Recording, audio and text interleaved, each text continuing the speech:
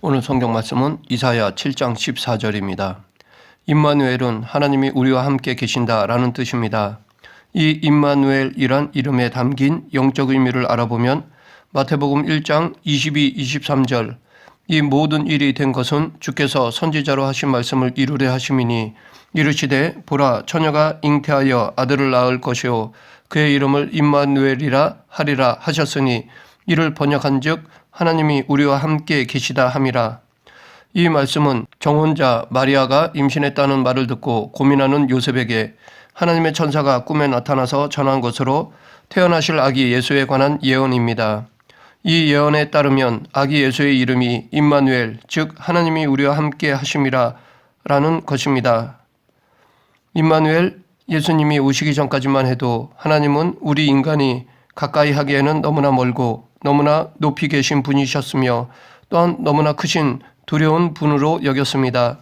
그래서 시내산에서 하나님이 말씀하셨을 때 마치 지진이 일어난 것 같이 온 산이 울려서 이스라엘 백성들은 공포에 사로잡혀 땅에 엎드리고 고개도 들지 못했습니다.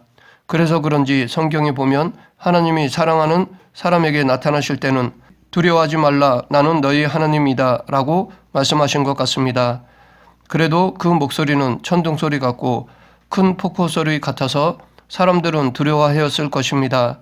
그렇기 때문에 하나님께서 우리를 만나시기 위해서는 잠시 당신의 영광의 빛을 감추시고 목소리를 줄이셔야 하셨을 것입니다. 우리는 태양만 봐도 눈이 부셔서 볼 수가 없는데 그보다 더 밝으신 하나님의 영광을 바라본다면 온전하지 못할 것입니다. 그러하기에 하나님은 우리 눈높이에 맞춰주셨는데 바로 베들레헴의 말구유에서 태어나신 임마누엘 예수님이십니다. 그렇게 높고 먼 곳에 계시다고 생각했던 하나님께서 하늘 보좌를 떠나 이 땅에 내려와 인간의 몸을 입으셨습니다. 높고 높으신 하나님, 크고 강하신 하나님이 말구유의 어린 아기로 오셨습니다. 만약 그분이 거대한 군대를 이끈 무서운 장군의 모습으로 오셨다면 우리는 그분에게 접근하기가 무서웠을 것입니다. 그러나 그분은 누구나 접근하기 쉽도록 가난한 동네 베들레헴의 말구유에 아기로 오셨습니다. 구유에 누이신 예수님의 모습은 가장 낮고 천한 인간도 두려움 없이 아니 친근하게 그의 손을 잡을 수 있습니다. 말구유에 오신 아기 임마누엘 예수님은 전지전능하신 하나님이면서도 우리가 항상 편하게 다가갈 수 있는 하나님이십니다. 임마누엘 예수님은 완전한 인간이시면서 완전한 하나님이십니다. 즉 주님은 인간이셨기에 배고픔을 느끼셨지만 또 하나님이시기에 오병이어로 5,000명을 먹이실 수가 있으셨습니다. 인간이기에 목마름을 느끼셨지만 하나님이시기에 영원한 생수를 주실 수 있으셨습니다. 인간이기에 고통 속에 십자가 죽음을 당하셨지만 하나님이시기에 죽음을 이기고 부활하실 수 있으셨습니다. 임마누엘 예수님은 우리의 경배를 받으시면서 동시에 우리의 손을 잡아주시는 분이십니다. 함부로 할 수 없는 하나님이시지만 친근히 다가갈 수 있는 하나님, 그분이 바로 임마누엘 예수님이십니다. 위에서 살펴본 마태복음 1장 22, 23절의 말씀은 오래전 구약시대 때 이사야 선지자를 통해서 주셨던 예언의 말씀을 다시 한번 확인해 준 것입니다. 오늘 본문 이사야 7장 14절 그러므로 주께서 친히 징조를 너에게 주실 것이라 보라 처녀가 잉태하여 아들을 낳을 것이요 그의 이름을 임마누엘이라 하리라. 이 말씀이 기록되던 때 유다 백성들은 외세의 침공으로 비참하게 유린당하고 있었습니다. 당시 유다 왕은 너무나 무능력하고 우상 숭배를 일삼는 악한 왕이었습니다. 그의 악하고 무능한 통치 아래서 나라의 종교, 정치, 경제는 총체적으로 난국에 빠져 있었습니다.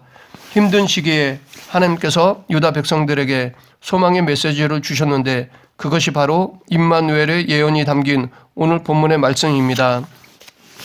임마누엘은 이렇게 리더십이 무능하고 악하여 완전히 붕괴한 시대, 고통과 절망과 두려움과 혼란스러운 역사적 상황에서 한치 앞을 몰라 불안해하는 백성들에게 주신 이름입니다. 임마누엘은 모든 것이 편안하고 풍성한 시대에 주신 이름이 아니라 어둡고 힘든 시대를 사는 하나님의 백성들에게 주신 소망의 이름입니다. 임마누엘은 우리 인생의 가장 어둡고 힘든 순간에도 하나님께서 우리 곁에 함께 계심을 확인해 주시는 이름입니다. 임마누엘로 오신 예수 그리스도는 높고 먼 곳에 계신 하나님이 아닌 바로 우리 옆에 계시면서 우리의 모든 어려움과 슬픔, 불안과 혼돈 가운데 함께 인생을 걸어가시는 분이십니다. 임마누엘은 하나님의 자녀는 어떤 상황에서도 결코 혼자가 아니라 언제나 하나님과 함께임을 약속해 주시는 이름입니다. 그러하기에 큰 문제가 앞에 놓여 있을 때도 우리는 혼자가 아니라 임마누엘 주님이 옆에 계십니다. 주님은 연약한 내 옆에서 강한 손으로 잡아주십니다. 임마누엘의 주님은 우리 위에 군림하시는 분이 아니고 멀리 떨어져서 명령만 내리시는 분도 아니십니다. 그분은 우리 옆에서 우리와 함께 하시는 분이십니다. 우리는 때론 저 높은 하늘 보좌에 앉으신 하나님이 우리 고달픈 인간의 사정을 어떻게 알겠어? 라고 생각이 들 때가 있습니다. 그러나 임마누엘 주님 앞에서 우리는 그렇게 이야기할 수 없습니다. 예수님은 나사렛 시골의 가난한 몫으로 30년을 사셨습니다. 그래서 예수님은 종일 일해서 먹고 사는 것이 얼마나 힘든지 체험하셨습니다. 불평, 불만을 토로하고 깐깐하게 따지고 드는 고객들을 대하는 것이 어떤 것인지, 직장 동료와 상사들 틈바구니에서 살아남는 것이 얼마나 힘든 것인지도 주님은 다 체험하셨습니다. 그뿐만이 아니라 주님은 사람들에게 끊임없이 오해와 비판을 받으면서 믿었던 사람들에게 배신당하는 것이 어떤 일인지도 경험하셨습니다. 불법 재판도 당해보시고 감옥에도 갇혀보시고 억울하게 가시면류관을 쓰시고 채찍도 맞으시고 끝으로 십자가에 달려 돌아가시는 고통까지 다 겪으셨습니다. 임마누엘의 예수님은 인간이 몸과 마음으로 겪을 수 있는 모든 고통을 다 당하신 것입니다. 그래서 히브리서 기자는 히브리서 2장 17, 18절에서 그러므로 그가 범사의 형제들과 같이 되심이 마땅하도다. 이는 하나님의 일에 자비하고 신실한 대제사장이 되어 백성의 죄를 속량하려 하심이라. 그가 시험을 받아 고난을 당하셨은즉 시험 받는 자들을 능히 도우실 수 있느니라 라고 하였습니다. 이렇게 인간의 삶을 몸소 체휼하신 임마누엘의 예수님은 우리의 모든 고통에 공감하실 수 있으며 우리를 위하여 하나님께 중보하실 수 있습니다. 우리가 살면서 겪는 그 어떤 외로움, 그 어떤 고통과 아픔도 우리 주님은 다 겪으셨습니다. 그분이 먼저 우리가 겪을 수 있는 모든 육체의 시험과 영의 시험을 당해보셨기 때문에 같은 시험을 당하는 우리의 사정을 헤아릴 수 있으십니다. 그리고 도우실 수도 있으십니다. 그러하기에 우리 인생의 모든 아픔과 고통의 순간에 우리와 함께 하시는 주님을 믿어야 합니다. 주님과 함께 멍에를 쥐고 일하면 수고하는 가운데서도 쉼을 누릴 수 있습니다. 요셉은 인생 전반부에서 모진 고난을 겪었습니다. 17세의 나이에 형들에게 미움을 받아 애굽 땅의 노예로 팔려가고 또 거기서 살만하니까 주인의 아내에게 성폭행범으로 모함을 당해 감옥에 죄수로 잡혀갔습니다. 그러나 그 모든 비극적인 사건들 가운데서도 하나님께서는 한 번도 요셉을 떠난 적이 없으십니다. 요셉이 노예 생활하면서 감당하는 모든 일들에 하나님이 함께 해주셨습니다. 그래서 요셉은 그 모든 일을 감당할 수 있었습니다. 창세기 39장에 보면 하나님께서 요셉과 함께 계셨고 하나님이 그를 형통하게 하셨다라는 말이 나옵니다. 하나님이 함께 하심과 형통함은 늘 같이 합니다. 하나님께서 요셉과 함께 하셨다라고 하면 하나님께서 요셉을 언제나 보호하시고 인도하셨다는 것을 의미합니다. 하나님이 함께 하시는 사람은 그 누구도 당해낼 수 없습니다. 요셉은 고난 가운데 있었지만 하나님이 함께 하셨기에 형통한 자로 살 수 있었습니다.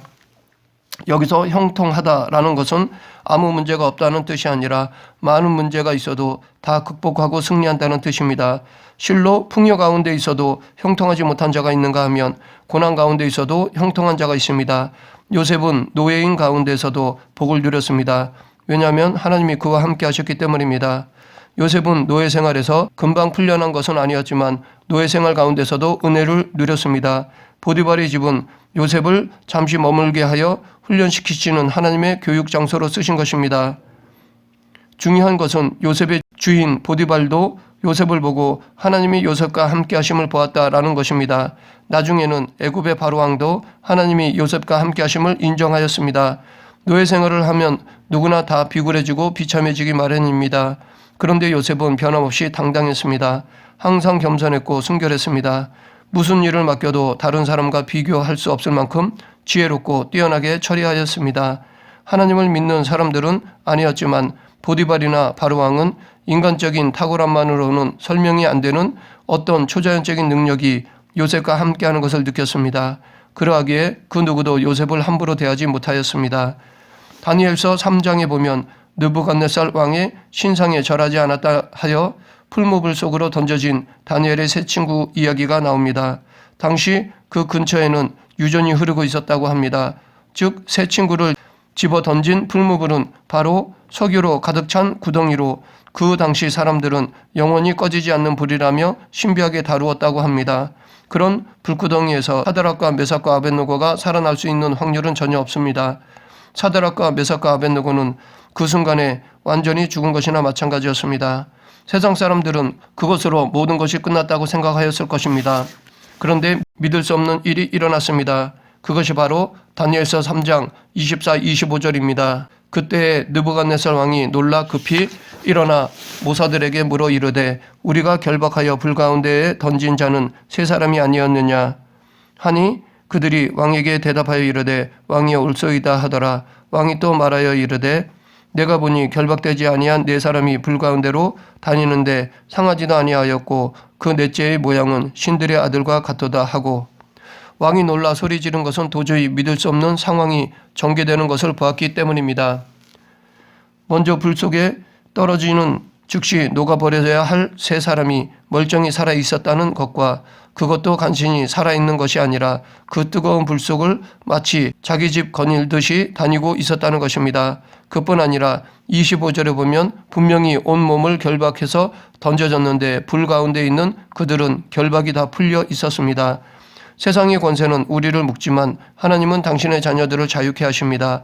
세 사람이 불 속에서 멀쩡히 살아있다는 사실보다 왕을 더 놀라게 한 것은 그들과 함께한 사람이 한 명 더 있다는 사실입니다. 그 모습은 평범한 사람의 모습이 아니었습니다. 느부갓네살은 그 네 번째 사람의 모습이 신들의 아들과 같다고 하였습니다. 당대 최고의 제국을 이룬 느부갓네살을 압도할 만큼 크고 영광스러운 위엄이 그분에게서 흘러나왔습니다. 이 네 번째 사람은 바로 우리와 함께 하시는 임마누엘 예수 그리스도이십니다. 구약 성경에도 예수님의 영광의 모습으로 나타나시는 경우가 가끔 있는데 다니엘서 3장이 그 대표적인 경우라 봅니다.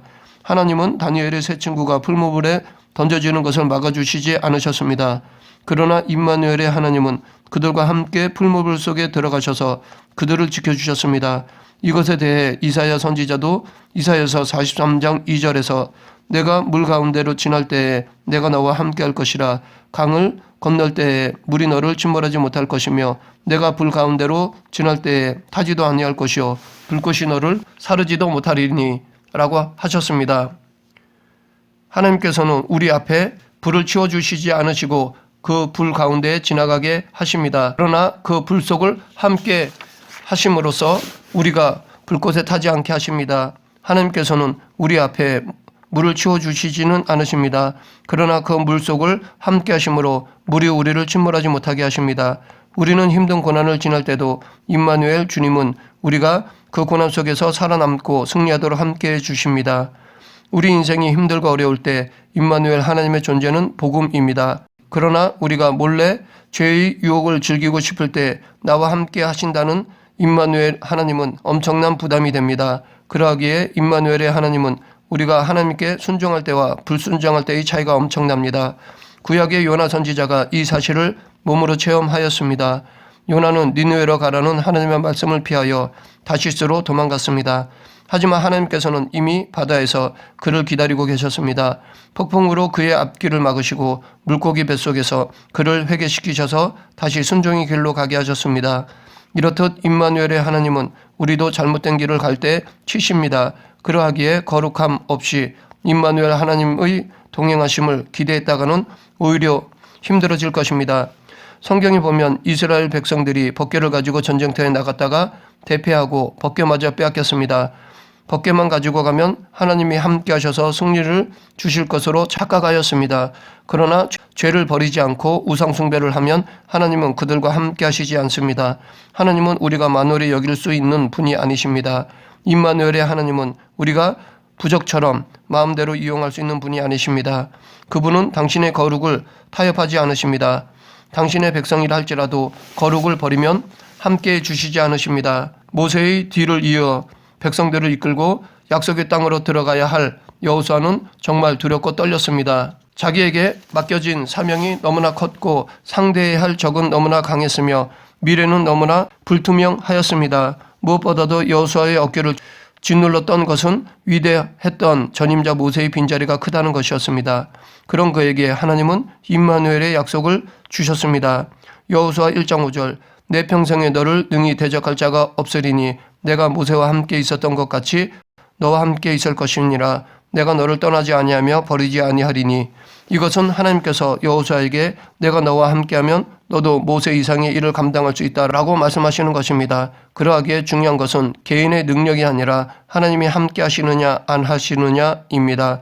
우리가 상황이 어렵다고 낙심해서는 안 될 것은 하나님이 우리와 함께 하시기 때문입니다. 임마누엘의 하나님을 확신하면 우리는 모든 두려움을 이기고 승리할 수 있습니다. 말씀을 맺겠습니다. 하나님은 항상 당신의 백성들과 함께 하십니다. 기쁠 때는 물론 고난의 때에도 하나님은 함께 하십니다. 고난의 순간에는 하나님이 함께 하시지 않는다고 생각하기 쉽지만 절대 그렇지 않습니다. 우리가 죄를 범하여 하나님께서 우리를 고통의 구덩이로 몰아넣었다고 해도 그런 중에도 하나님은 함께 하십니다. 하나님은 우리의 진정한 아버지이십니다. 독생자까지 내어주실 정도로 당신의 백성들을 사랑하시는 분이십니다. 그러므로 우리는 징계를 받을 때나 소망을 가질 수 없을 정도의 고통을 당할 때도 하나님께서 함께 하심을 기억해야 합니다. 우리 모두 하나님이 언제나 우리와 함께 하신다는 것을 잊지 말고 늘 거룩함을 유지하는 그리스도인이 되길 간절히 축원합니다. 기도하겠습니다. 사랑과 은혜가 풍성하신 하나님 아버지, 늘 임마누엘의 하나님을 기억하며 어떤 상황 속에서도 믿음으로 강하고 담대히 살아가는 그리스도인이 되게 하여 주시옵소서.